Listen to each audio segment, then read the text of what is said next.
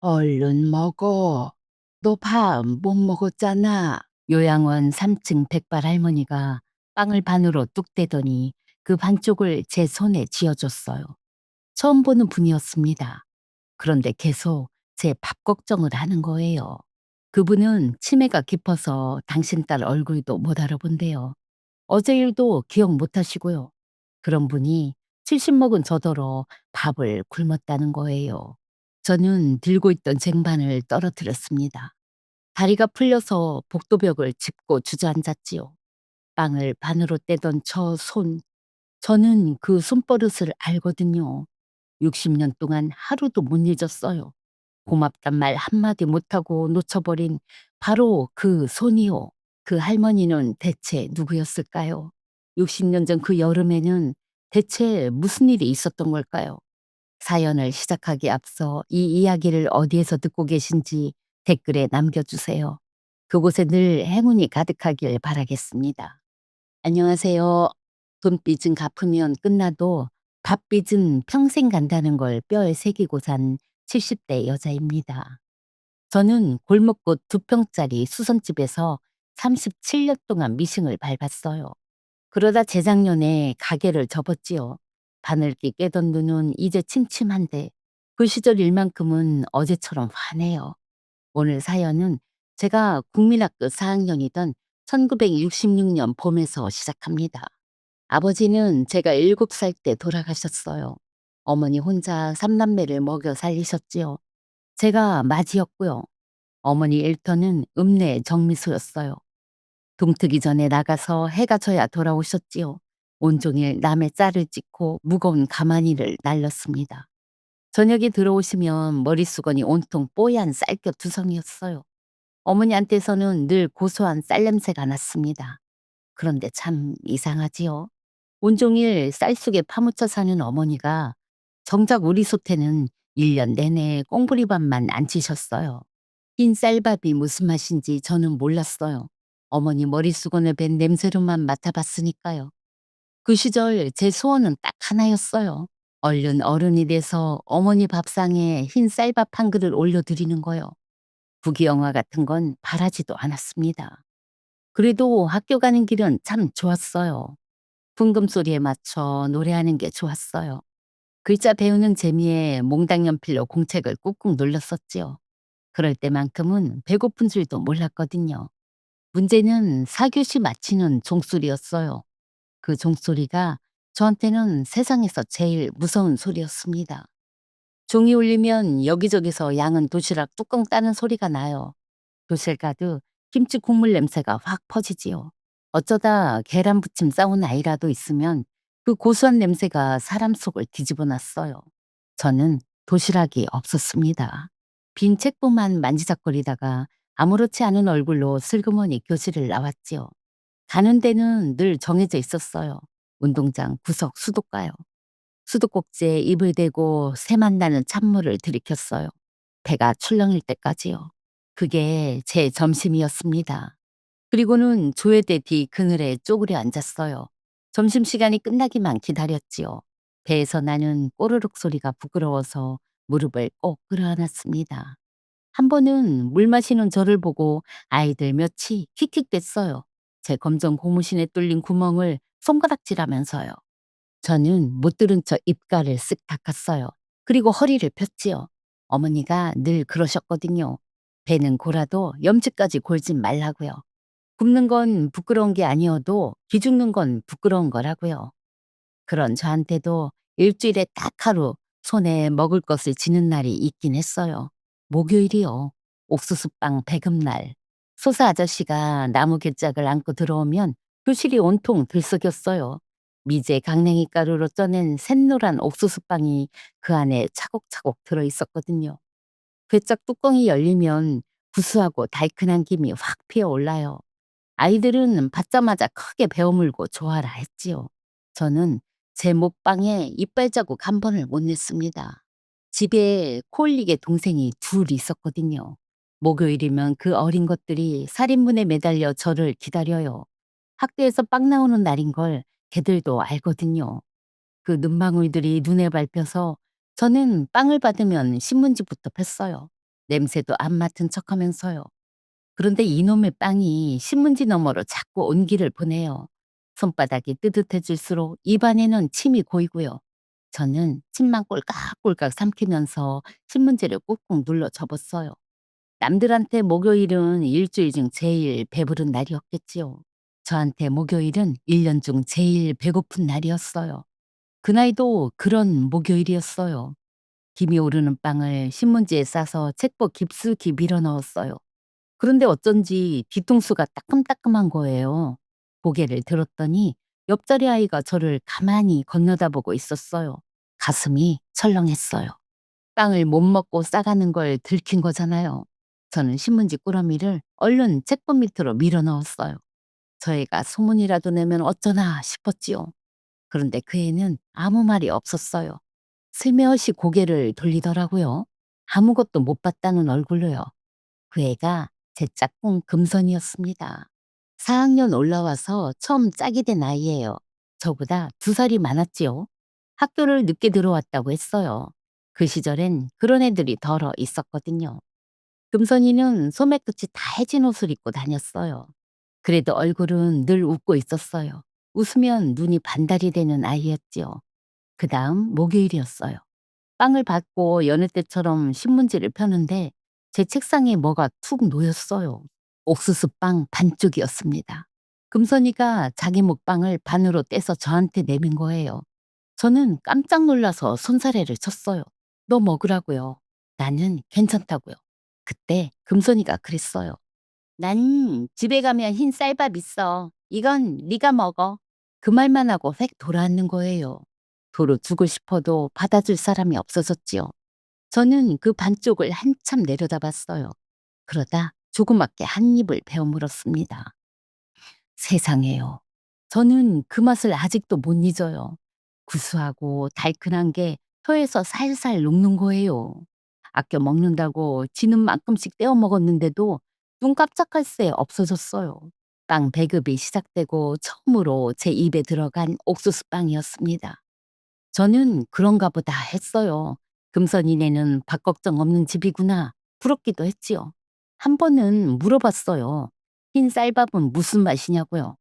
금선이는 대답 대신 웃기만 했어요. 저는 그 웃음이 자랑인가 보다 했습니다. 그날부터였어요. 목요일마다 제 책상에 빵 반쪽이 놓였어요. 금선이는 생색 한 번을 안 냈어요. 빵이 나오면 말없이 반으로 떼요. 제 책상에 슬쩍 밀어놓고는 딴 데를 봐요. 고맙단 말할 틈도 안 주는 거지요. 빵이 안 나오는 목요일도 덜어 있었어요. 그런 날이면 금선이는 보자기에서 주먹밥을 꺼냈어요. 그것도 어김없이 반으로 나눠요. 엄마가 제 목까지 싸줬다면서요. 저도 뭐라도 갚고 싶었어요. 그래서 금선이 몽당 연필을 제 일로 뾰족하게 깎아줬어요. 필통에 슬쩍 넣어놓고 딴청을 부렸지요. 그게 제가 할 수 있는 전부였습니다. 금선이가 준 게 빵만이 아니었어요. 수도가에서 절 놀리던 애들 있잖아요. 한 번은 걔들이 또 제 고무신을 두고 낄낄대는데 금선이가 그 앞을 떡 막아섰어요. 아무 말도 안 했어요. 팔짱을 끼고 가만히 노려보기만 했지요. 2살 많은 언니 눈빛이 무서웠는지 애들이 슬금슬금 흩어졌어요. 고무줄놀이 할 때도 그랬어요. 저는 늘 담벼락에 붙어 구경만 하던 애였거든요. 금손이가 제 손목을 끌어다 줄 앞에 세웠어요. 그렇게 저는 난생 처음 고무줄을 넘었습니다. 여전히 도시락은 없었어요. 그래도 학교 가는 길이 하나도 안 무거웠어요. 교실에 저를 기다리는 얼굴 하나 있다는 게 그렇게 큰 거더라고요. 궁금한 게 하나 있긴 했어요. 저는 금선이네 집에 가본 적이 없어요. 금선이는 종이치기가 무섭게 산비탈 쪽으로 내달렸거든요. 놀다 가라고 붙잡아도 늘 바쁘다고만 했어요. 저는 그냥 그런가 보다 했지요. 봄이 가고 겨울이 오고 또 봄이 왔어요. 목요일마다 반쪽은 어김없이 놓였지요. 그렇게 2년이 흘렀습니다. 6학년 여름방학 전날이었어요. 방학식을 마치고 금선이랑 개울가에 갔어요. 그날은 웬일로 금선이가 안 바쁘다고 했거든요. 둘이 나란히 앉아 발을 담갔어요. 개울물이 어찌나 찬지 발가락이 다 오그라들었지요. 머리 위에서는 매미가 자지러지게 울었고요. 금선이가 물장구를 치다가 불쑥 그러는 거예요. "우리 어른 되면 흰 쌀밥에 고깃국 실컷 먹자. 니랑 나랑." 저는 크게 고개를 끄덕였어요. 그리고 새끼손가락을 내밀었지요. 금선이가 웃으면서 손가락을 걸었어요. 눈이 또 반달이 됐습니다. 우리는 해가 뉘어대질 때까지 물장구를 쳤어요. 그리고 젖은 발로 개울뚝을 나란히 달렸지요. 계약을 하고도 목요일은 어김없이 왔어요. 반쪽도 어김없이 놓였고요. 저는 그의 가을이 참 좋았습니다. 늦가을 어느 아침이었어요. 교실에 들어서는데 어쩐지 썰렁했어요. 금손이 자리가 비어 있었어요. 아픈가 보다 했지요. 그런데 이상한 거예요. 책상 서랍까지 텅 비어 있었어요. 걸상에 늘 걸려있던 책보도 없었고요. 선생님은 금손이네가 이사를 갔다고만 하셨어요. 그 한마디가 끝이었습니다. 아이들이 수군거렸어요. 빚쟁이들을 피해서 밤사이에 떠났다고요. 온 식구가 야반 도주를 했다고요. 저는 그날 수업이 하나도 귀에 안 들어왔어요. 종이 치자마자 책보를 둘러매고 내달렸지요. 금선이가 늘 뛰어가던 산비탈 길로요. 처음 가보는 금선이네 집이었어요. 숨이 턱에 차게 올라갔는데 삽짝이 활짝 열려 있었어요. 마당에는 깨진 세간이 나뒹굴고요. 금간 항아리가 모로 쓰러져 있었습니다. 집이 손바닥만 했어요. 방 한 칸에 부엌 한 칸, 흰 쌀밥은커녕 쌀독이나 있었을까 싶은 집이었어요. 그때 옆집 아주머니가 나오셨어요. 저는 금손이네 어디 갔냐고 매달리듯 물었지요. 아주머니는 고개만 저으셨어요. 빚쟁이들 등살에 밤사이 떴는데 어디로 갔는지는 아무도 모른다고요. 저는 그 말보다 이 집이 더 안 믿겼어요. 그래서 바보같이 되물었지요. 여기가 금선이네가 맞냐고요. 금선이는 집에 가면 흰쌀밥이 있다고 했다고요. 아주머니가 혀를 차면서 그러셨어요. 이 집에 흰쌀밥이 어딨어. 트이 아버지 가슴병으로 가시고 12살 금선이가 동생 넷밥을 다 해먹였는데 쥐는 부뚜막에서 누룽지나 긁어먹고 살았구만.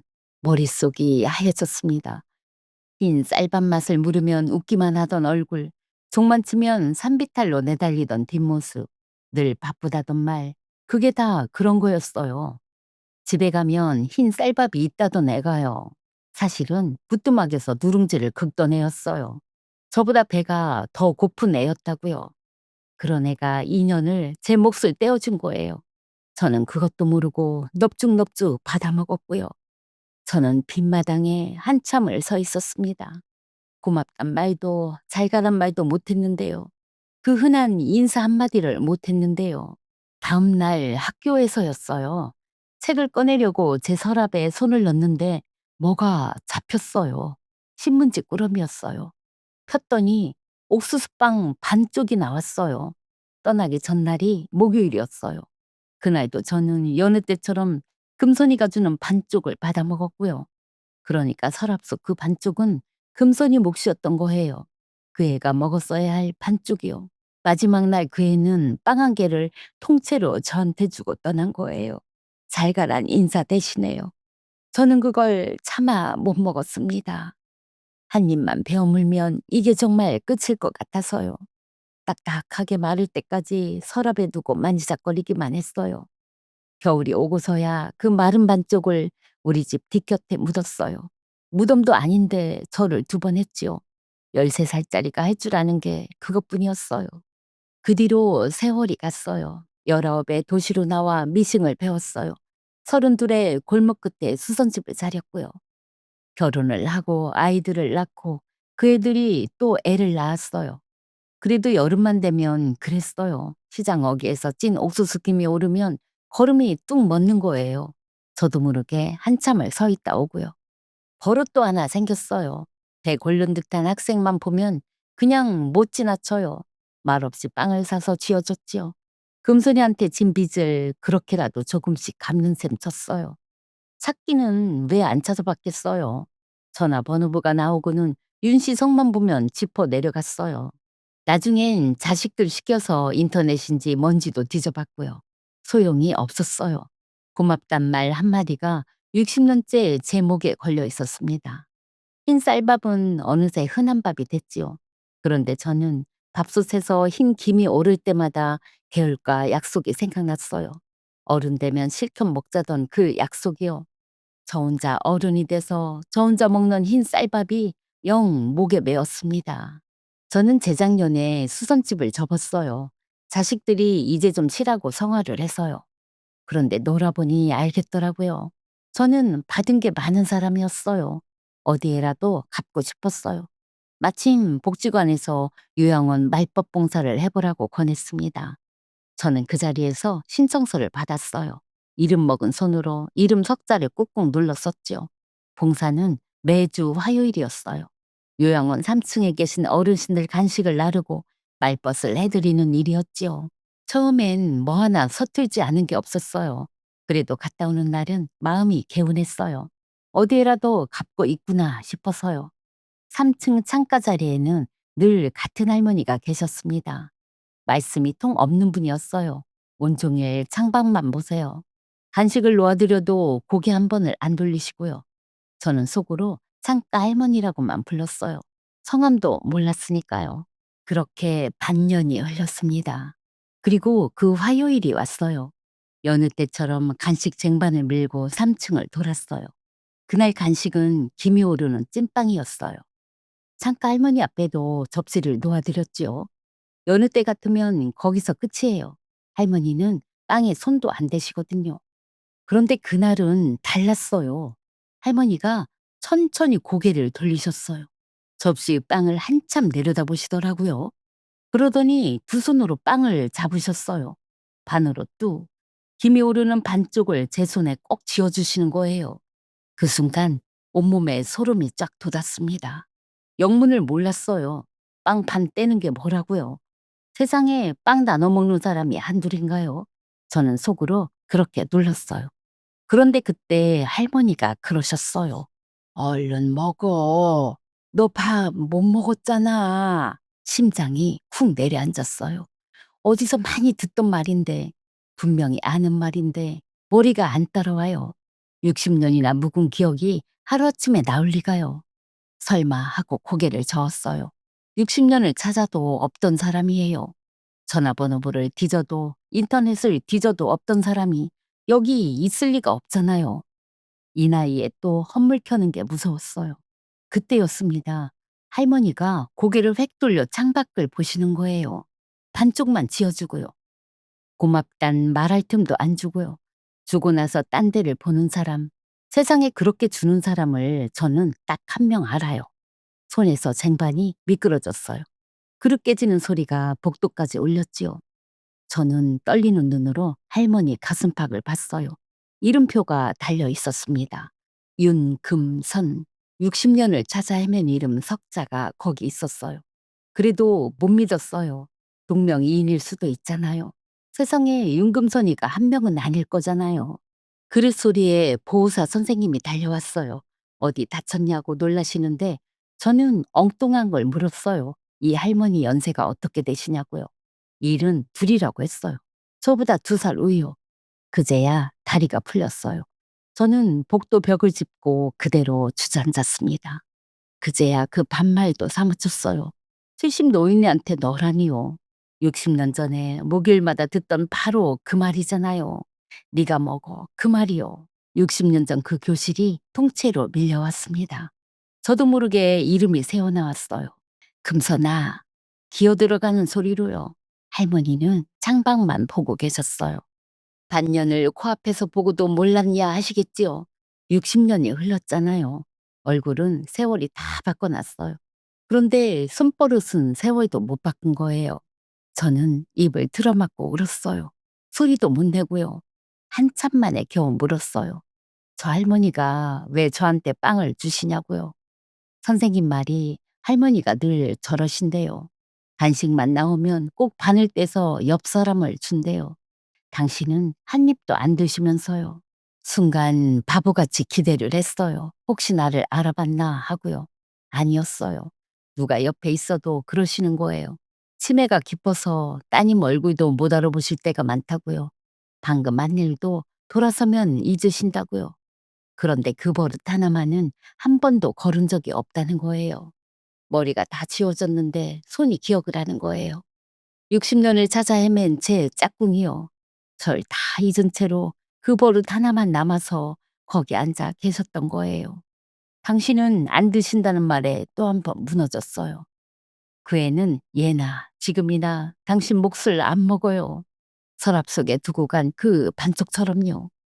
한참 만에 눈물을 닦고 다시 들어갔어요. 금선이는 아무 일 없었다는 듯 창밖을 보고 있었어요. 방금 일을 벌써 잊으신 거예요. 제 손에는 반쪽이 그대로 쥐어 있었어요. 김이 다 식은 채로요. 저는 그걸 먹지도 못하고 내려놓지도 못했어요. 저는 보호사 선생님을 붙잡고 물었어요. 이 할머니 따님이 언제 면회를 오시냐고요. 따님은 마침 그 주 일요일에 오신다고 했습니다. 닷새를 어떻게 보냈는지 몰라요. 밥을 먹다가도 울고 빨래를 널다가도 울었어요. 60년 묵은 눈물이 어디 그리 많이 고여 있었는지요. 일요일 아침 일찍 요양원에 갔어요. 면회 오신 따님을 복도에서 뵀지요. 50줄에 점잖은 분이었어요. 저는 한참을 서성이다 다가갔어요. 떨려서 말이 잘 안 나왔어요. 어머니가 혹시 국민학교 쪽 짝꿍 이야기를 하신 적 있냐고 여쭙지요. 따님 눈에 금세 눈물이 고였어요. 엄마가 평생 그러셨어요. 국민학교 때 밥 굶던 짝꿍이 있었다고요. 인사도 못하고 떠난 게 60년째 걸린다고요. 걔가 어디서든 밥은 잘 먹고 사는지 그것만 궁금하다고요. 숨이 멎는 줄 알았습니다. 저만 찾은 게 아니었어요. 그 애도 평생 저를 품고 산 거예요. 따님 말이 어머니는 밥상머리에서 늘 같은 말씀을 하셨대요. 밥 남기지 마라. 밥 굽는 서름은 겪은 사람만 안다. 자식들은 그게 잔소리인 줄만 알았다고요. 어머니도 찾아보셨대요. 고향 학교에 편지도 넣어보고요. 그런데 끝내 못 찾으셨다고요. 그리고 치매가 와서 다 지워졌는데 그 버릇 하나만 안 지워지더래요. 의사 선생님이 그러셨대요. 머리가 지운 것도 몸에 밴 마음은 마지막까지 남는다고요. 저는 그 자리에서 말했어요. 제가 그 짝꿍이에요. 따님이 제 두 손을 덥석 잡았어요. 우리는 요양원 복도에서 부둥켜 안고 울었어요. 소면인 두 사람이요. 지나가던 어르신들이 다 쳐다보시는데도요. 제 이야기도 다 말씀드렸어요. 목요일마다 놓이던 반쪽, 흰 쌀밥, 거짓말, 개울가 약속, 서랍 속에 두고 간 마지막 반쪽까지요. 따님이 그러시더라고요. 외할아버지가 없는 살림에 이름만은 곱게 지어주셨대요. 착할 선자를 넣어서요. 이름값을 하다못해 이름대로 살다 늙은 사람이었어요. 그날로 전담 말법 봉사를 신청했어요. 매주 화요일과 금요일 금선이 담당으로요. 그리고 시장을 뒤져서 강냉이 가루를 구했어요. 요새는 파는 데가 잘 없어서 발품 꽤나 팔았지요. 찜기에 노란 반죽을 안 치고 김이 오르는데 눈물이 또 났어요. 부엌에 그 시절 교실 냄새가 가득 차는 거예요. 화요일에 그 빵을 싸들고 갔습니다. 금선이 앞에 내밀었더니 한참을 들여다봤어요. 그러더니 두 손으로 잡고 반으로 뚝 떼는 거예요. 반쪽이 또 저한테 왔습니다. 예전 같으면 사양했겠지요. 어르신 드시라고요. 그런데 저는 이제 알아요. 그 손이 바라는 건 고맙단 말이 아니에요. 맛있게 받아먹는 얼굴이에요. 그래서 받았습니다. 나 밥 못 먹었어. 고마워. 한 입 베어 무는데 눈물이 빵 위로 뚝 떨어졌어요. 짭짤한 옥수수빵은 그날 처음 먹어봤네요. 그리고도 저는 그러고는 저도 남은 걸 반으로 떼서 금선이 손에 쥐어줬어요. 니도 먹으라고요. 금선이가 받아 먹었어요. 보호사 선생님이 놀라시더라고요. 할머니가 당신 입에 간식 넣는 걸 처음 본다고요. 그 애는 여태 주기만 했지 받아본 적이 없었던 거예요. 그 뒤로 화요일과 금요일은 저의 둘의 빵날이 됐어요. 제가 쪄간 옥수수빵을 반씩 나눠 먹어요. 금선이는 저를 몰라봐요. 그래도 반쪽은 꼭 저를 줘요. 그러다 지난 금요일이었습니다. 한여름 오후였어요. 창가 자리로 매미 소리가 들리치고요. 금선이가 빵 김을 한참 맞더니 그러는 거예요. 학교 마당에서 이 냄새 났는데. 저는 숨을 죽였어요. 금선이가 고개를 들고 저를 가만히 봤어요. 그 눈이 아주 잠깐 옛날 그 눈이었어요. "너 인자 밥은 잘 먹고 다니냐?" 따님이 말하던 그 궁금증이요. 60년을 품고 산 그 한마디가 입 밖으로 나온 거예요. 저는 금손이 두 손을 꼭 잡고 말했어요. "네 덕분에 60년을 잘 먹고 살았다. 인자는 내가 챙길게. 네가 그랬잖아. 어른 되면 흰쌀밥에 고깃국 실컷 먹자고." 금선이가 웃었습니다. 눈이 반달이 됐어요. 60년 전 그대로요. "그래야 실컷 먹자." 제 이름은 끝내 안 나왔어요. 그래도 괜찮아요. 얼굴은 잊어도 웃음은 그 시절 그대로였으니까요. 요즘 제 달력에는 화요일, 금요일마다 동그라미가 쳐 있어요. 옥수수 찌는 날이거든요. 다음 연애 날에는 유영은 허락도 받았어요. 따님하고 셋이서 흰 쌀밥에 고깃국 간상을 차리기로요. 60년 걸린 약속에 드디어 날을 받은 거예요. 머리가 다 잊어도 몸에 밴 정은 안 잊히더라고요. 그 시절 우리는 반쪽을 나눴는데요. 그 반쪽이 60년을 건너서 온전한 하나가 되어 돌아왔어요. 여러분한테도 옥수수빵 반쪽 같은 사람 한 분쯤 계시지요? 댓글에 그분 이름 한번 불러봐 주세요. 성은 빼고 이름만이라도요. 누가 알아요? 그 이름이 서로를 찾을지요. 오래 연락 못한 친구가 있으면 오늘 전화 한 통 어떠세요? 옥수수가 한창 여무는 철이에요. 어디서 노란 김이 오르거든 그 시절 짝꿍 얼굴 잠깐만 떠올려 주세요. 제 사연 들어주셔서 고맙습니다.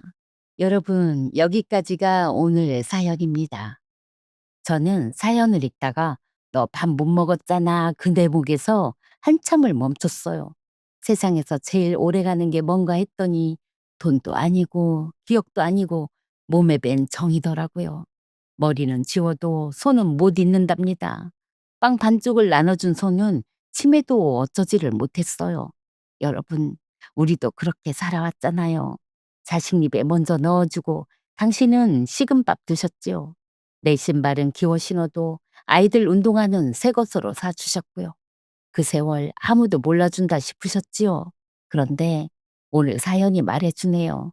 몸에 밴 정은 어디 안 갑니다. 반드시 어떤 모습으로든 돌아옵니다. 여러분이 평생 나눠온 반쪽들도 지금 어디선가 누군가를 살리고 있을 거예요. 아까 어디서 듣고 계신지 댓글 남겨주셨지요? 그 밑에 한 줄만 더 보태주세요. 그 시절 짝꿍 이름이요. 제가 오늘 밤 하나하나 읽어보겠습니다. 그리고 오늘 저녁에 생각나는 옛 친구가 있거든 미루지 말고 전화 한 통 하세요. 60년 걸릴 인사가 오늘이면 1분입니다. 가까운 요양원에 말벗 봉사라는 곳도 있답니다. 우리 사연자님처럼 뜻밖의 기적을 만나실지도 모르지요. 날이 덥네요. 무더위에 끼니 거르지 마시고요. 오늘은 찐 옥수수 한 자루 어떠세요? 이야기 들어주셔서 감사합니다. 친정엄마의 사이다 라디오였습니다.